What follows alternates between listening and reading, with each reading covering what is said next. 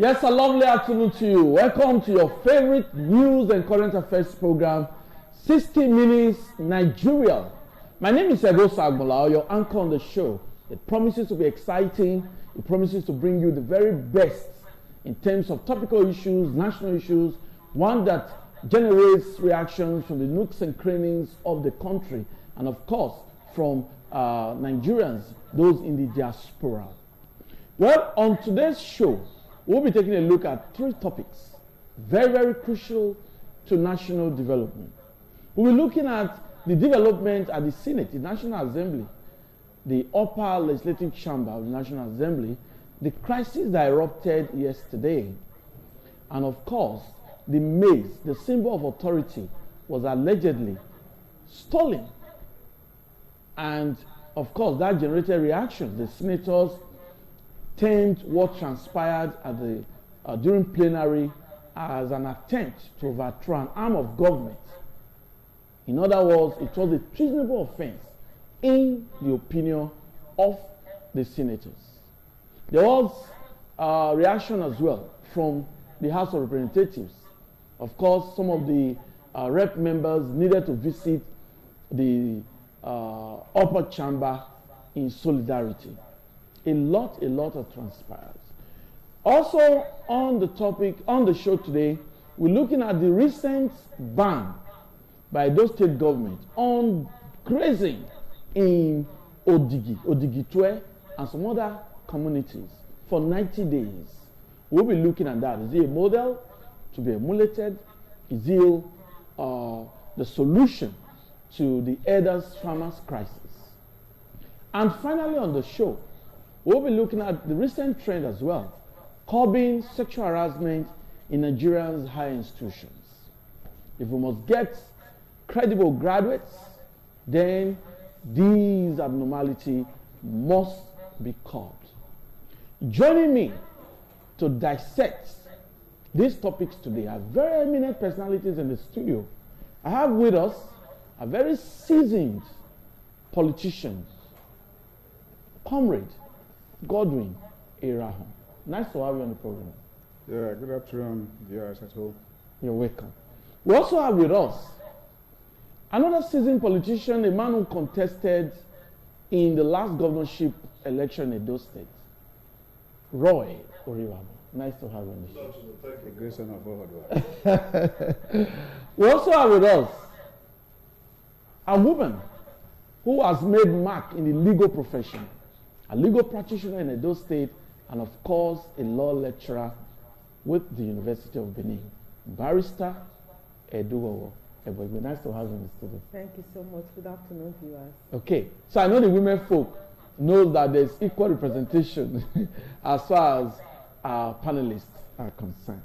So, the crisis that erupted yesterday. It was a disheartening development. It was a dismal development at the upper legislative chamber of the National Assembly when thugs allegedly stole the maize during plenary, and we understand that these thugs allegedly supported a senator that was suspended, Omo Agege. Though he has refuted that, he has debunked that allegation that he never touched the maize, he has no connection with what transpired, but that is the insinuation that these thugs are allegedly supporters of the senator who was suspended, Omo Agege, that these thugs actually invaded the upper legislative chamber, stole the maize. So that's the scenario. But the good news is that we understand that the maize has been found, and but that does not take away the dent on Nigeria's democratic practice. We'll start with Comrade Godwin Irahun. What's your take on this? What's your reaction to what transpired yesterday? Well, to me, I see it as a major national embarrassment and a very scandalous development in our democratic system. In the first place, if talks could invade the National Assembly and take away the maize When you even say stole the maize, well, lawyer is here, and you know that stealing has to do with something you do secretly, not wanting people to know that you took it. Yeah. And they came there, that was even robbery, from the way I saw it. Yeah. To have come there, and you can say it wasn't armed robbery, but it was robbery. And with the presence of the owners, the authorities in charge, you snatch it. My fear is if talks could do that, where a place that is supposed to be most secured, and they went free or unchallenged, well, how safe are we as individuals? It's also possible that tourists can invade an individual house tomorrow, go to his bedroom, pick him, and take him anywhere. And wherever you find him, is his luck. And so I really condemn it. Whether Senator Omoagege is proven to have been directly involved or not, but all of us saw the sequence of events. Ordinarily, somebody can make his a very good case to become bad for him. Otherwise, if you're talking about, how he was suspended, he has been having a good case. But what has happened now has further affected the whole thing. But for me, as a politician, I feel so embarrassed because it's a serious indictment on all of us, not just one person or one political party or an individual. Yes, talking about political parties, political class. Yeah, the two major political parties in Nigeria condemned what happened yesterday. The ruling party, the APC, issued a statement and condemned the invasion of the upper legislative chamber of the National Assembly, and of course the PDP, also the opposition party, condemned what transpired. Well, Rob, what's your reaction to this? You saw the footage. Of course, I was not surprised. Yes. I was not surprised, and I was not shocked because this is Nigeria, and I know that you also agree with me that even those who are even representing us at that level, we look at the recruitment process. How do they get there in the first place? You understand me? Therefore, without, I was not surprised. If you have been following the sequence of our legislative houses of assembly, even within the states, things like of this nature happen by seconds. Therefore, I was not surprised when I saw it. This further question the leadership of this country. This further exposed to us that there is a lacuna in the leadership structure of this country. And the present president must take responsibility for this.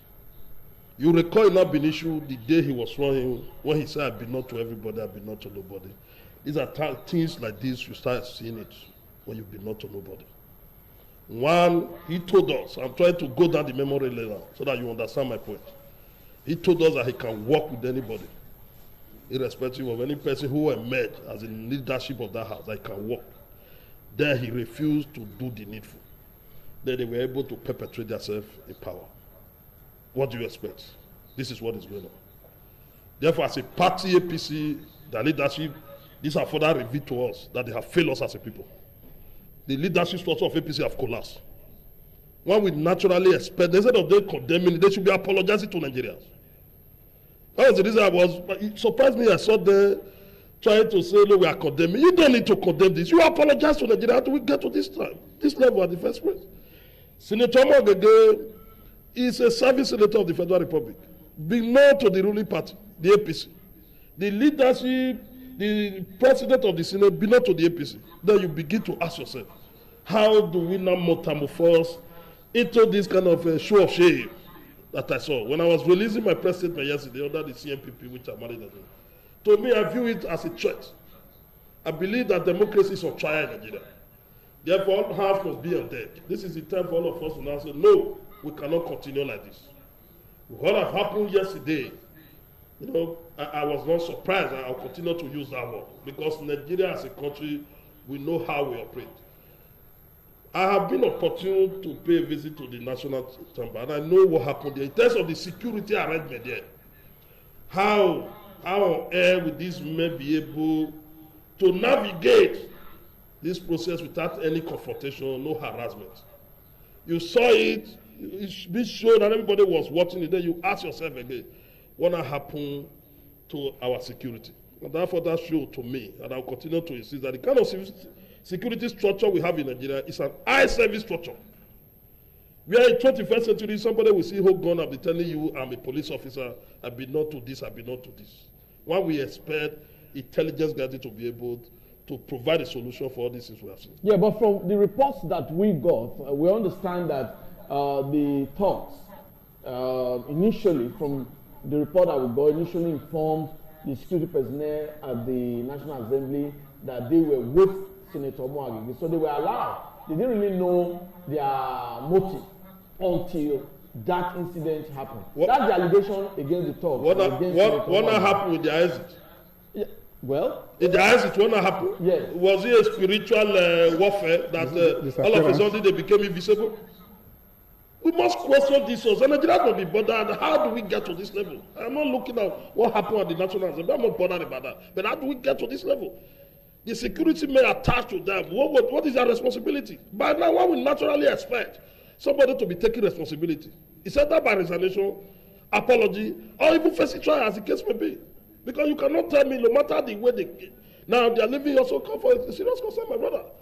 I'm worried that Nigeria, the more we are working very hard for Nigeria to be a nation we are proud of, the more some elements begin want to draw us down. The political elites in this country must also know that Nigeria belongs to all of us. Nigeria is not an exclusive result to some few persons. Because what they have excluded, I was told there was even a school, a secondary school from a nearby state, who came to come and monitor, to come and even pay a visit to the National Assembly. Even some foreign legislators from Ghana also came and look at what we are showcasing to the world. And now, somebody is telling me that the system as of today is working. APC have failed us, and they must take responsibility for this. Okay, that's the personal opinion of Royal River. But let's get the thoughts of Barrister Edo. In my view, what the incident that happened yesterday is a monumental dent and embarrassment to the democratic process in Nigeria and the legislature in general in this 21st century for that kind of very ugly and unbecoming incident to physically take place.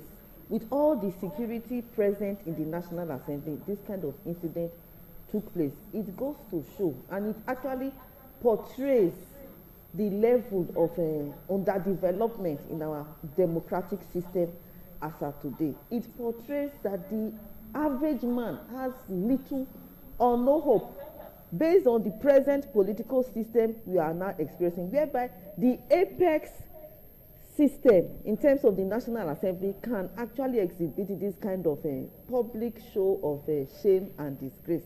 Then where is the hope of the common man?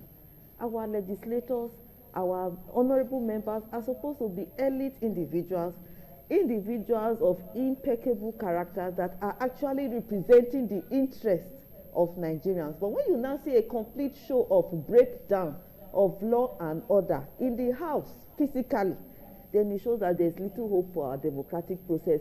It calls in question the democracy we are actually saying that we are practicing.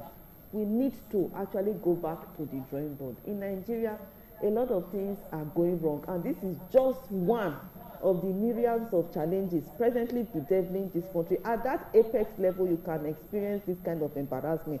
What about the common man? It goes to show the level of criminality that will go on continuously unabated. If thugs can physically go into the National Assembly and take away the maze and go away scot-free with all the security that is actually supposed to be present there, then there is very little hope for the common man in terms of security for his life and property.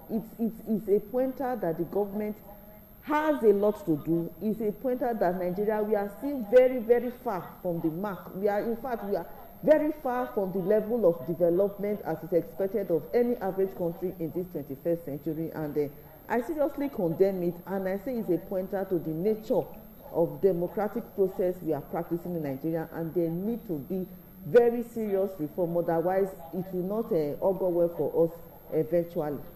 Okay, thank you, madam. While we'll look at some of the footage that we have this press release from the force headquarters of Nigerian police. This will also create a premise of our discussion. IGP orders Commissioner of Police FCT command to beef up security at the National Assembly, sequel to the invasion of the Senate chambers of the National Assembly of the Federal Republic of Nigeria. Yesterday, some suspected thugs who disrupted the Senate plenary session and carted away the maze of the Red Chambers. The Inspector General of Police, IGP Ibrahim Idris, immediately instituted a high-powered police investigation and intelligence team coordinated by the IGP monitoring units of the force, and further directed a total lockdown of the Federal Capital Territory with intense surveillance, patrol, thorough stop and search operations at various police checkpoints with a view to arresting perpetrators and possible recovery of the stolen maize. The police team engaged in massive raids of identified criminal spots, flashpoints, stop and search operations, visibility and confidence building patrols, intelligence gathering, which forced the suspected miscreants to abandon the maze at a point under the flyover before the city gate, where a patriotic passerby saw it and alerted the police. While a discreet investigation into the incident is still ongoing to arrest and bring the perpetrators to justice, the Nigerian Police Force appreciates the spirited members of the public, most especially motorists within Abuja metropolis, for their support, cooperation, and timely information during the rigorous stop and search operations for the recovery of the maize. The renewed commitment of the Nigerian Police Force to guarantee protection of lives and property, peace and stability, and sustain democracy in the country remains. Okay, our SP Aremu Adenio, Deputy Force Public Relations Officer, actually released this. Well, we'll go back to Comrade Godwin. Yes, the maize has been recovered. But how do you think this kind of ugly incident can be forestalled in the future?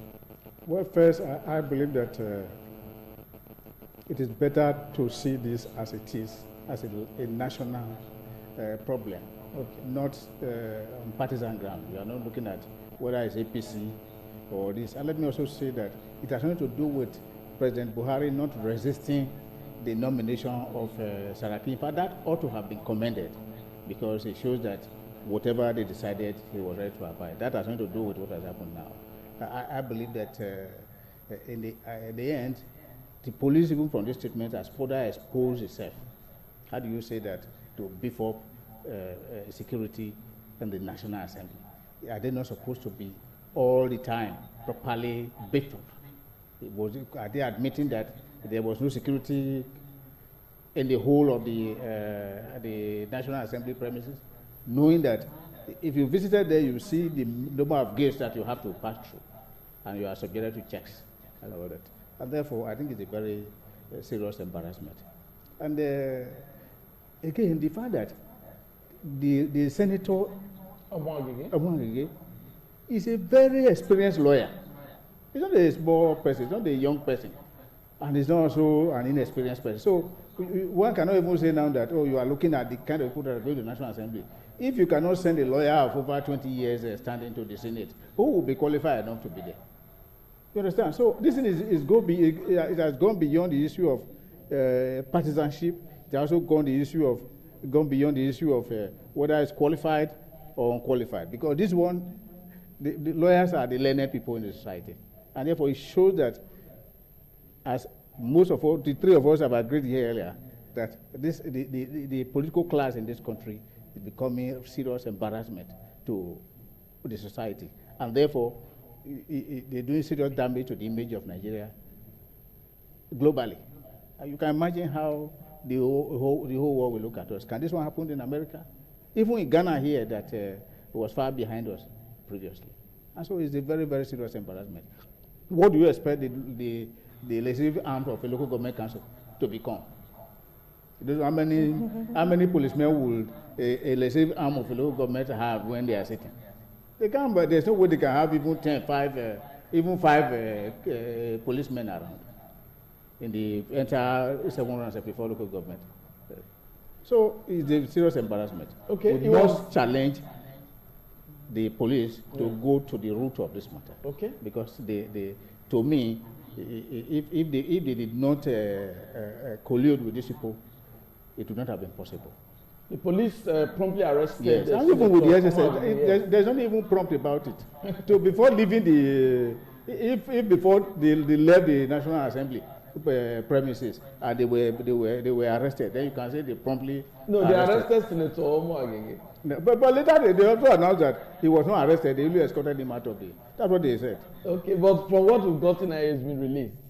The senator has been released.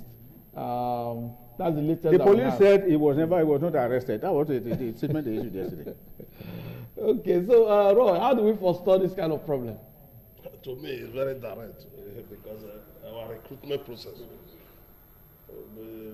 When you say recruitment, do we recruit these people? They are voted in. Yes, that is the process. Yeah. The process that through them. You know, that's what I mean by recruitment. The recruitment process. Because now the election 2019 is very close. You can look at the method now. You are not looking at what somebody, in terms of his intellectual ability. Yes. You are not looking at the competency, but we are bothered into how deep is the pocket. And once you use that, these are the requirements to assess in terms of the deepness of the pocket, then you see characters like this. You understand me? Therefore, we as a people, we must ask ourselves fundamental questions. Even the National Assembly, the Senate, you know, these issues are issues that can be prevented. We are aware in this country there are different court judgments that you don't have the right to continue to suspend a senator that is genuinely elected by the people. We have seen this because these are issues you can. How can a man that was elected by the people of Delta State, all of a sudden you are telling him that he cannot be not so? It comes for a serious concern. Anytime people raise issue, you see the way they will guard them against them and say you are being suspended. Even when, by now, one will naturally expect the National Assembly to know the implication of all this. You know? But that does not say I'm not in support of what happened in the National Assembly. I am not also holding brief for Omo Agege. You know, but what is very relevant at this material is we as a people to continue to look at people. We cannot continue to say because you have 30 years experience, 50 years experience, we can quickly say go and represent us. One, we must look at our belief, our value as a people. What do we stand for? When you know where you are coming from, you will know how to want to. The kind of upbringing some of us have, when you look at me at any time, I will say that is Roy, the son of Oribabo. Because you know, those who know me will say, the father was a great teacher. And that discipline will be there. Therefore, anything I want to do outside, I want to quickly record and know where I'm coming from. But if you don't consider all these bases, you don't tell people to, because you have spent 30, you have 30 years experience, 40 years. You know, things like this can happen. You know, if man that is sincere to his heart, you know, at this level, as a senator of the Federal Republic of Nigeria, and people are aware that the matter, he personally took the matter to court also. What would have prompted this now for him to now resort to self-help again? You know, that contradicts the position when my very senior brother here say he's a man who have about more than 20 years as a lawyer. You begin to wonder, what will now happen to a bus driver who don't even have a debt? That's what I'm saying. Yeah. I'm from a very highly respected You understand me? Yeah. We know the family. Father was a great judge and all those things. Let me quickly interject. From what you are saying, yes, the senator, from what we have gathered, resumed work today. Though with all that happened, we understand that he feels that he's still a sitting senator, despite the purported suspension. The suspension is not avoid. As far as we are concerned, it's not avoid. Because he's not there representing his own interest. He's not there for himself. You know, he's there representing people. And those people, you cannot just shortchange them. Do you know what it takes? It's just that you are suspending a senator from me, a man who's representing me as an Edo South. You are telling me the total Edo South, they will not have a voice for 180 days in the Senate? What will happen to their representation? Okay, let's get the legal aspect of it. Now, Barrister, the Senate, we saw the pronouncement by the Senate President, the suspension of Senator Omo Agege. Is it not supposed to obey? Generally, first of all, there are rules and regulations, rules of engagement guiding the conduct of the Senate. But where there is a gap is implementation. There is a serious lacuna whereby violators, infractions of these rules and regulations, they are not usually given the maximum penalty, and even when the penalty is given, there is difficulty in enforcing it. That's why we continue to have ugly incidents like this occurring over and over again. There are two ambits to this aspect. Of course, the Senate, they have the inherent rights to monitor and regulate their internal activities. In the same vein, this is a matter already before a court of competent jurisdiction. The issue now is, was he suspended before the matter was taken to court? If he was suspended before the matter was taken to court, then of course he should be asking for an immediate restraining order stopping that suspension. It's only when the court now gives an order stopping that suspension that he can actually come back to sitting in the first place. But looking forward and trying to see that ugly incidents like this do not, because it has happened before in the past, whereby you see honorable members fighting and doing all of that. There are actually rules of engagement. The Senate should put its feet on the ground. It should not treat this issue with kid gloves, so that violators of these rules receive the maximum penalty, so that there will be fear and reverence for that hallowed constituency. It should not be a constitution whereby people can come and express any kind of unruly and uncivilized behavior. It's an embarrassment of the nation. Such erring individuals, they should be severely penalized. It should not be outside their rules, so that it's not a matter of going to court. The Senate, they also have a right to regularize or regulate their internal proceedings. And then violations like that, if he wants to upturn the decision of the Senate, he should get an injunction or a restraining order from the court, so that he can resume sitting, not just going on his own to resume sitting. If he continues in that manner, then it brings about a situation of lawlessness, whereby anybody can do whatever he wants, might is right, and we cannot afford a dangerous precedent like that in the National Assembly. Okay, thank you. I hope you've enjoyed the discussion we've had on the ugly incident that transpired yesterday at the Senate chambers. We have also gotten very, very important suggestions on how that kind of incident can be forestalled. We don't want a repeat of that. That's the consensus of our discussants on the program today. Well, let's look at some other issues. I told you we have a number of issues to actually dissect on 60 Minutes Nigeria Today, News and Current Affairs program. Recently, on Sunday precisely, the governor of Edo State, Godwin Obaseki, actually ordered a ban on grazing in some communities, Odigi, Twe, Odigi, and some other adjoining communities. For 90 days, grazing has been banned by the Edo State government. And some persons applauded the decision of the governor of Edo State, while some others also looked above that ban, if that can actually resolve the crisis, the herders farmers crisis. Well, my discussants will be profiling their own opinions on that as well. And we'll get started with an experienced community leader, apart from being a politician. Yes, what's your take on this? You saw the protests, demonstrations because of that pastor that was allegedly killed by herdsmen. That triggered crisis. And the government of Edo State reacted. Now a ban, 90-day ban. Do you think that's the right step in the right direction? Well, across the state for quite a long time, we have been experiencing these incidents of herdsmen, nuisance, attacking people, killing innocent persons, raping women and all that. And we've been crying on government to do something about it. Now that the state governor has taken a decision to at least let us try this 90 days ban, because if they are able to ensure that the herdsmen are able to take their cattle out of that area, the whole of the areas already mentioned, Odigi and Odigwetu area and all this, if they are able to get them out there, that is flush the place of herdsmen entirely.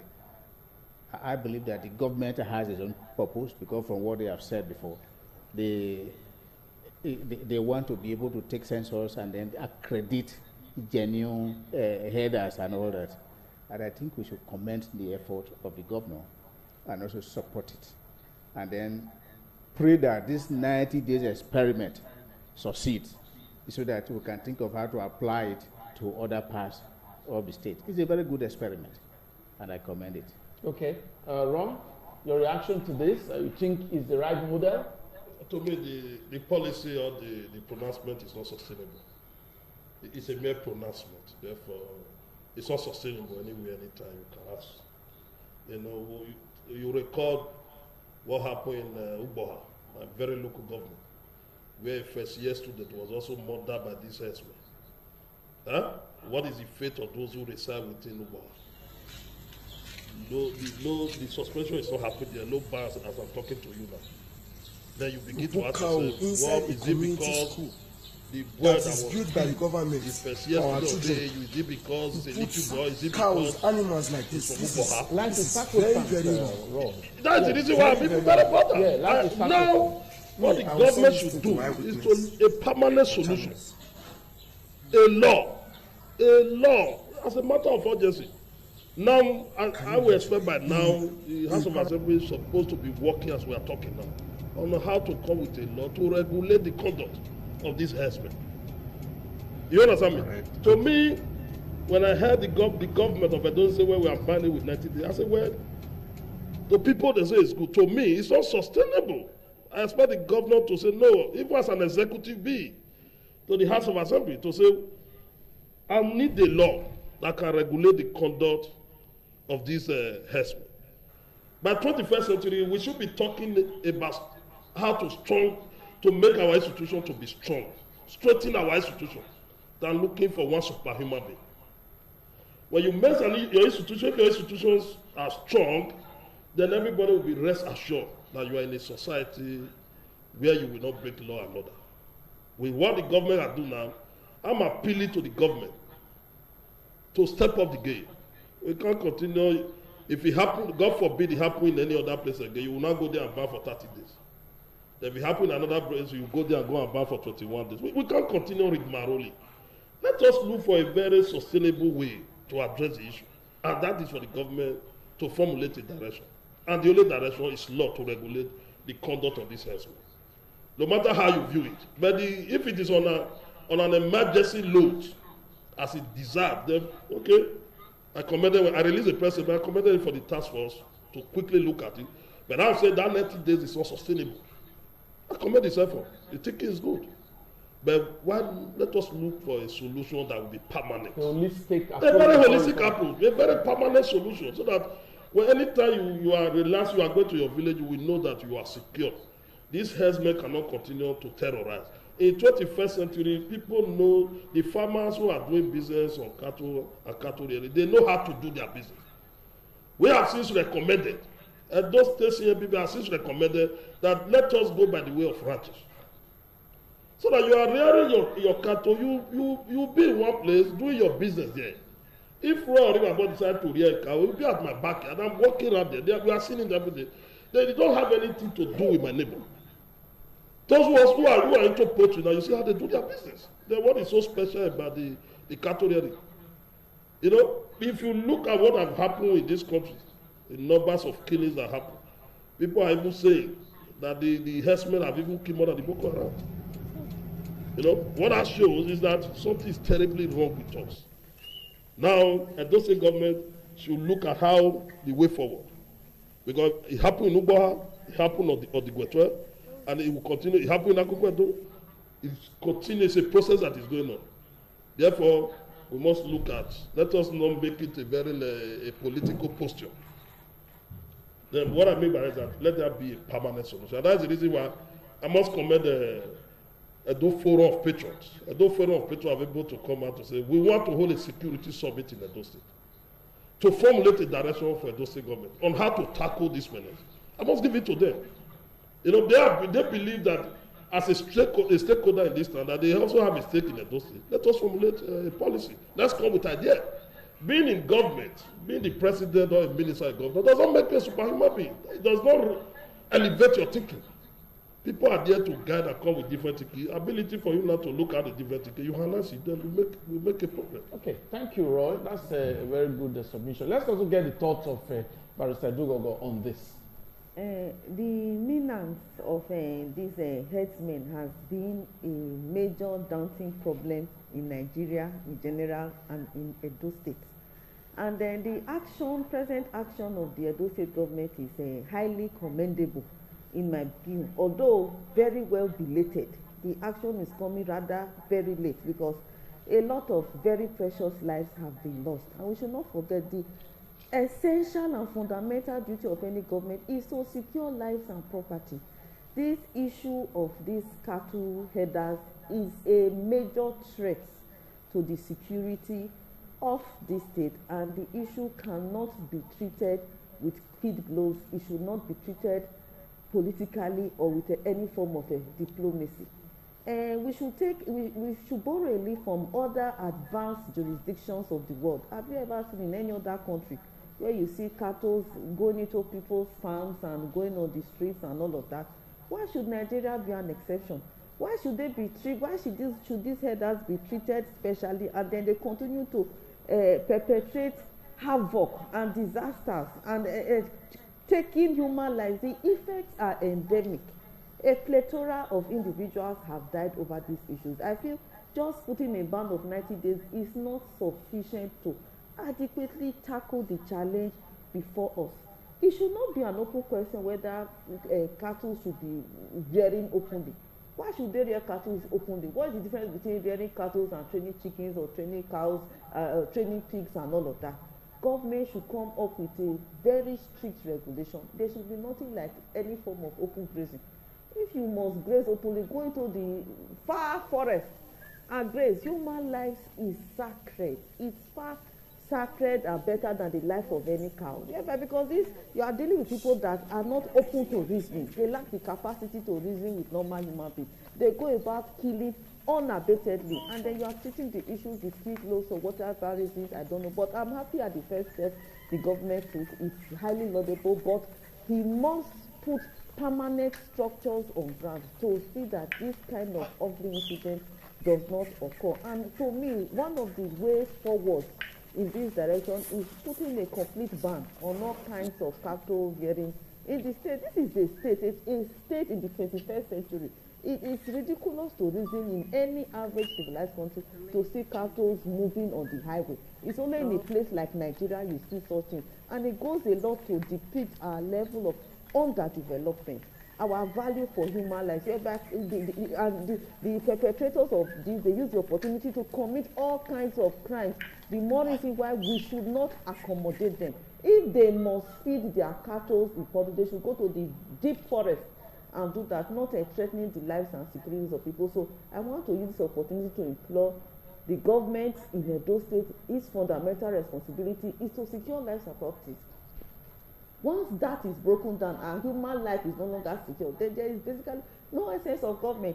Government must put concerted efforts in dismantling these cattle headers and all of that, driving them very far from all over the boundaries of Edo State, not just Odigi and Odigetwe. And 90 days is not sufficient. Okay, after 90 days, what happens? You bring them back.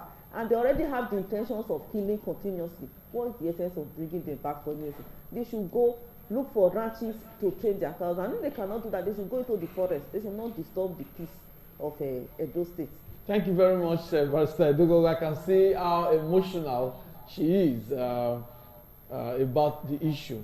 Okay, time is not our friend on the program, but just quickly take a look at the third topic, which is one that is also very disturbing. Recently, the social media was awash with allegations against a professor, issues of sexual harassment, and we intended it is important to evolve ways out of these menace as well. This time around, we'll start from Roy Oriawa, who looks like a lecturer on the show. Yes. Now, sexual harassment in Nigeria's higher institutions. How do we curb this? I think we especially refers to what happened in Iwabi. Yeah. Where I think one of the honorable members sent the video to me. the audio, and I listened to it, and I see how a man of almost 65 years, begging for sex. It's an allegation. The allegation. To me, it also go back to show to us our values, our value systems. As at that level. Management of the University of Benin for a well-organized screening exercise and expressed the hope of gaining admission into the institution. It was working. It was accurate. It was really well and it was good.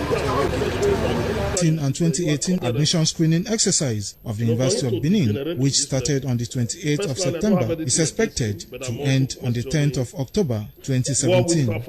Kingsley Uche. Okay, we'll come back to you, but let's get a lecturer. She is a lecturer. She sees what happens. Now, sexual harassment, does it really exist? In my candid opinion, and the incident that happened and other incidents that happened, they are very few and minimal. It's not a usual occurrence to see incidents of sexual harassment. Just that, as even in the case of Jesus' 12 disciples, we must always have a Judas. We always have a pocket of very few individuals that will always act outside the usual normal character. So it's not usually normal to have incidents of sexual harassment. I feel to some extent it is highly overblated because lecturers are people of very credible characters and integrity. And I want to say that at that stage in the university, you are dealing with adults. A student that feels she's sexually harassed has a plethora of ways to lay open her grievances and deal with the lecturer. And then there are machineries put on ground. Any lecturer that is caught, found wanting in that aspect, is immediately shown the way out without benefits. That's the position as it is right now. First of all, the first measure is that you will not find any course being taught by only one lecturer. The minimum is 2 lecturers teaching a course. So you cannot say a lecturer is blackmailing you, that either you consent to his evil desires or you will fail. So that is already out of the point. Okay. First of all, I want to say there is no justification whatsoever on any basis at all for any lecturer, male or female, to harass a student because of the fiduciary relationship the lecturer stands in the place of the student. Of course, we still have a pocket few of bad heads, but I want to say that any female that is unfortunate to find herself caught in the web of a dangerous sexual predator, she has the opinion in these days of e-technology, she can record the conversation. Once she records it and makes it public, if she's even afraid, approach any female lecturer and she knows exactly what to do. She knows the machinery to put in place to see that that ugly incident is curbed. Then I want to also appeal that institutions of higher learning, even secondary schools, they should have special offices to deal with issues of this nature. Issues of exploitation, not just sexual exploitation, financial exploitation. A grievance procedure should be put in place whereby students that are being oppressed, so to say, in this vein, they can actually go and channel their grievances. This will do a lot in helping to secure the students, because I don't feel whether a student dresses half naked or shabbily is no excuse for any male lecturer to harass the student. I was just coming to that. Barrister Edo. And we'll come back to you.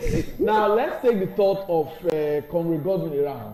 Now, it is believed that girls, female students, harass lecturers as well, by way of dressing, by their posture, and all that. Before now, was this kind of value system the type that existed years back, Comrade Godwin Irahan? Well, for somebody to be a university lecturer, yes, he's not just a graduate.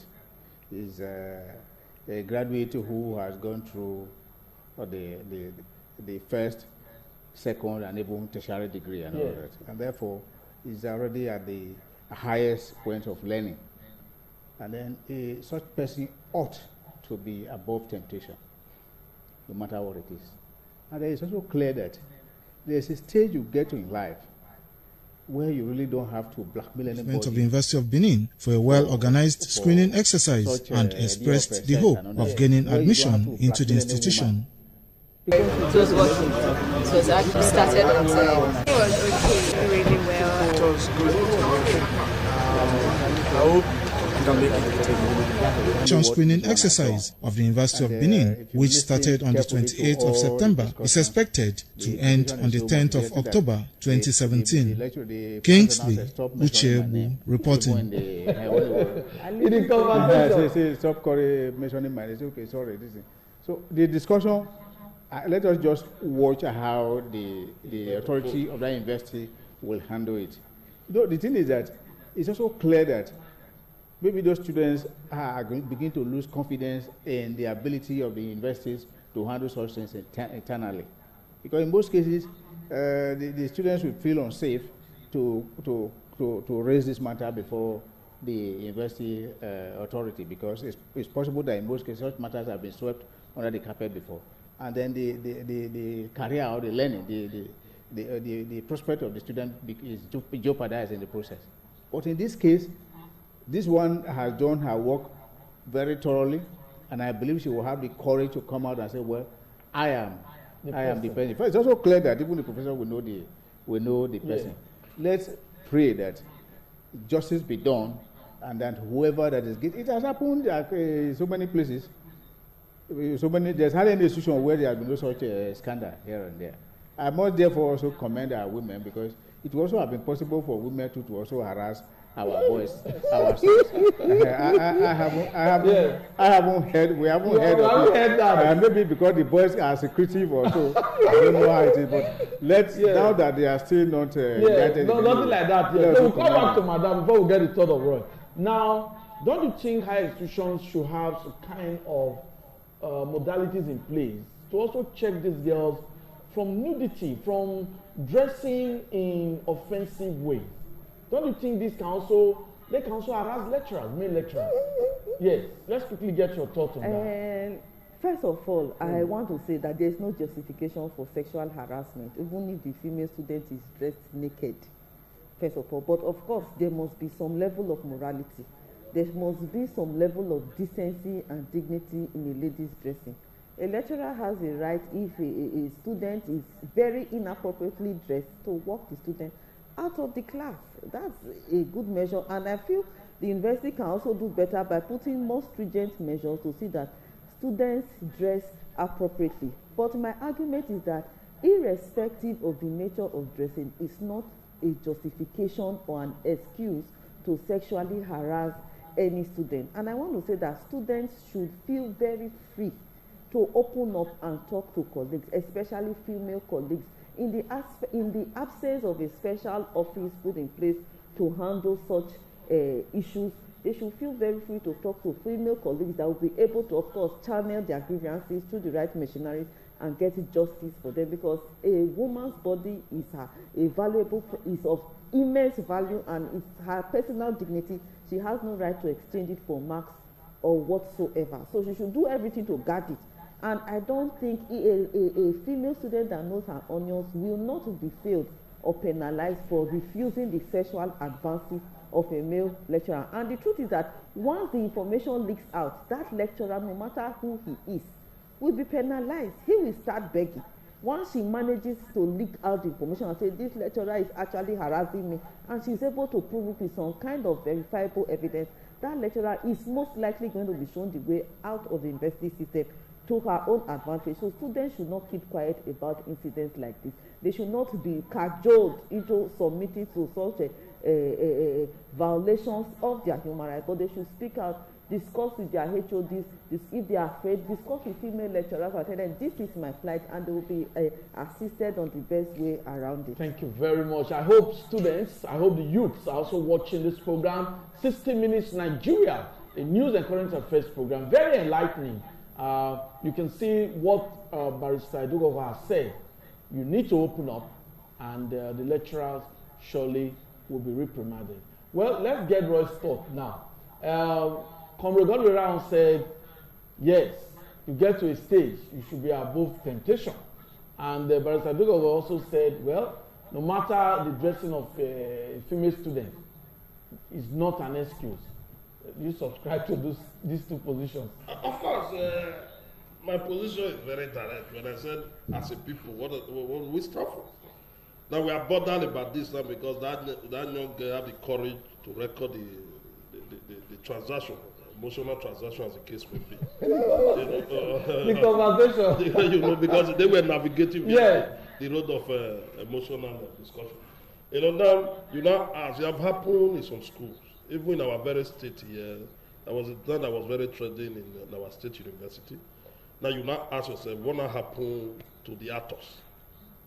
You understand? And in this part of the society, as well in this country, there's a policy in our beer parlor discussion, we got dog not the eat dog policy.